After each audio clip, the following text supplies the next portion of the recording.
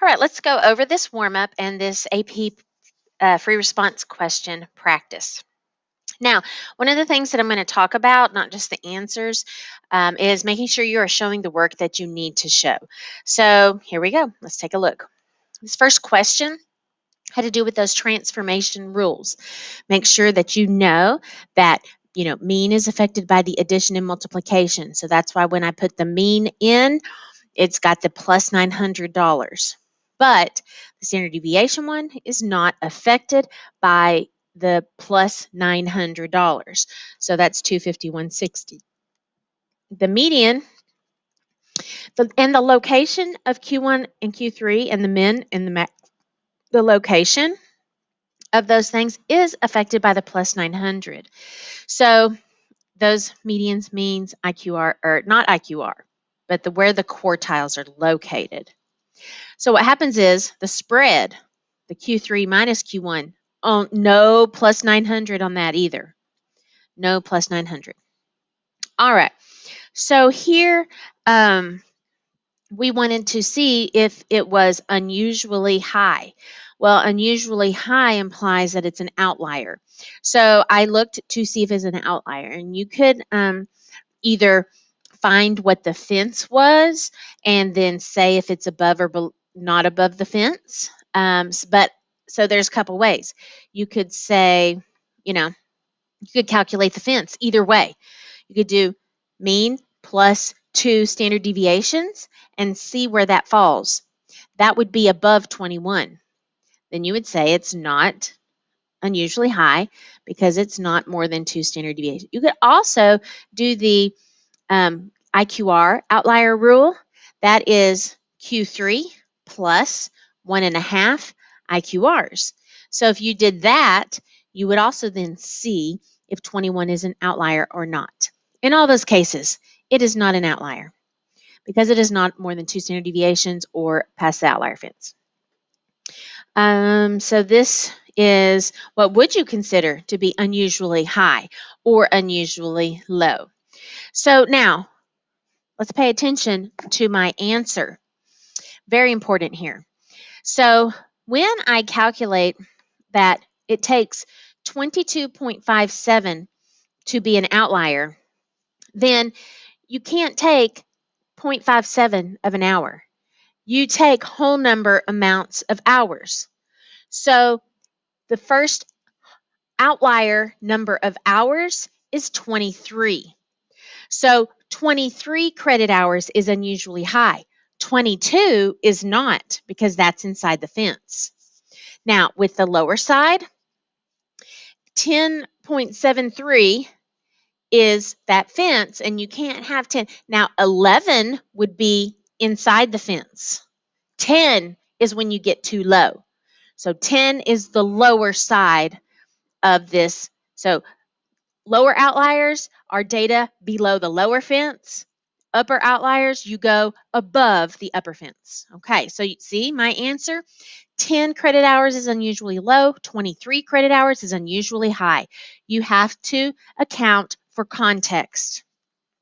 All right, we were comparing apples to oranges, or in this case, Dalmatians to boxers. And so there was the data. I got a Z-score, and I found that boxers were more underweight because they are more standard deviations below the mean than the Dalmatians, negative 1.67 versus negative 1.52.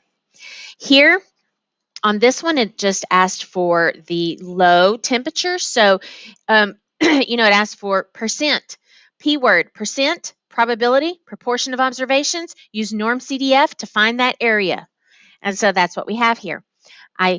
You must show this Z-score formula and that you have the negative. You don't have to do this calculator speak here, but you had to show the Z-score formula with the Z equals, and then you have that part there. Oh, FYI, I wanted to show you up here that to get credit on this, you would have to show the Z-score formula for Dalmatians and the Z-score formula for boxers, and then your written out conclusion.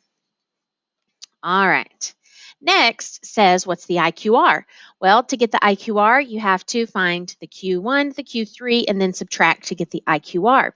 And we had done this yesterday's lesson. So, what work has to be shown? You have to show this z-score formula. Q1's IQR was negative 0.67 because it was inverse norm of the bottom 25%. Q3's IQR, positive 0.67. If you don't understand that, go back to yesterday's lesson. Then I subtracted. So the middle 50% of temperatures spans 0.94 degrees. Now, and I felt okay doing decimals because that's kind of temperature was shown to be in decimals, so I was good there. Now, this is an interesting problem here because I did it one way, and then as students were asking me today, I saw them doing it in different ways. So I'm going to show you a couple different ways how to do this one. This says they need to be more accurate. So they don't want the IQR to span 0.94 degrees. They want that IQR to be, or they claim that they have an IQR of just 0.5. So the question is, what then is the standard deviation? So interesting. Well, that mean is staying the same, if that matters. Okay, so a couple different ways you can think of it. So I thought of it in terms of the Z or Q1 is 0.67 standard deviations down. Q3 is 0.67 standard deviations above. So the total distance here, so if I was going to say what this total distance is, it is 1.34 standard deviations wide. And then they wanted Q3 minus Q1 to be 0.5. Okay, so that's how I did that. And so then that solves to get the standard deviation right there at 0.37. But here's some other ways that students did it. Here was one way. We have this one where the students said, let Q1. So what they did was they said Q1, and I think this is more, anyway, but this just depends on how you think, okay? Q1 is the mean minus 0.67 standard deviations, okay? The mean minus 0.67 standard deviations. And Q3 is the mean plus 0.367 standard deviations, okay? So they set those things right there. Then they said, oh, you know what? Let's fill this in. You know, Q3 minus Q1 is a half of a degree. So they then say, okay, see, look, they filled in. Here was Q3 minus, here is Q1, and then that's how you get your half a degree. They did algebra there. Well, look at what happens. The means cancel, so it didn't really matter where the mean was placed. But here, look at what that 0.67 plus 0.67 ended up being. 1.34 standard deviations wide is 0.5. Look at what that ended up being down here when I did it my way. 1.34 standard deviations wide. Okay. Now, a third way that I saw some students thinking about this was like this. And so I don't, this might just be too much for some of you. And so if this confuses you, then just ignore and we'll go on. So they kind of said, okay, I see in part B that there's where my Q1 is and my Q3, and that was 0.94 wide. So I need this to not be 0.94 wide. I need it to be 0.5 wide. So I need to kind of, I don't need them to be this far away. I need them to be this far away, just 0.5. So I need to suck in my my Q1 and Q3. So they say, okay, well, then how much do I need to suck it in here? Well, how much do I need to squinch it in to make it less varied so it's only 0.5 instead of 0.94? So you go through the degrees, you say, okay, well, that's going to need to scoot in 0.22 each way. So the new IQRs, the new Q1s, do I have that written here somewhere? Okay, here it is. The new Q1 is 0.22 bigger. The new Q3 is 0.22 smaller. So those sucked in. So see, look, the difference between these two is only 0.5. Now I have the location of, so I pick one of the, so I have where both of these are located. So I pick one of them. I'm going to say, okay, Q3 is 98. Look at what I got here. Z-score formula. Z equals Q3 is located at the Z-score of 0.67. So 0.67 equals Q3 minus the mean over the standard deviation. See, here's the facts. The mean is 98.7. The standard deviation is unknown. The X value is Q3, which I manipulated and found up here to be 98.95. The Z-score is the positive 0.67. So you solve it that way, and voila, there is our 0.37. I mean, you could even,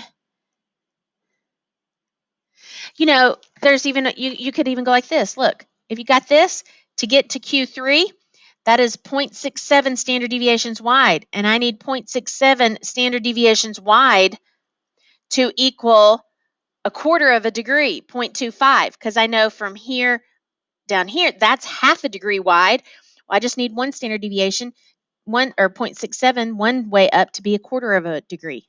Anyway, many ways to do it. There's 3 of them, actually 4. All right, here are our AP questions now. In fact, I think I'm going to make this video separate. So we just finished the warm-up so that you are ready for your quiz today. So I'll make a separate video so I don't feel rushed going over the AP questions.